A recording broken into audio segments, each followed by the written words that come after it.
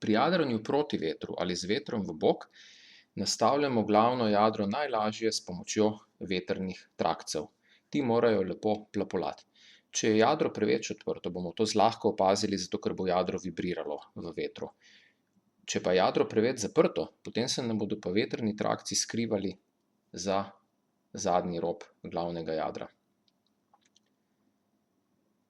S pomočjo škote takrat jadro popuščamo, da gre bolj proti zavetrni strani, in vsaj prva spodnja dva trakca naj bi lepo zaplapolala.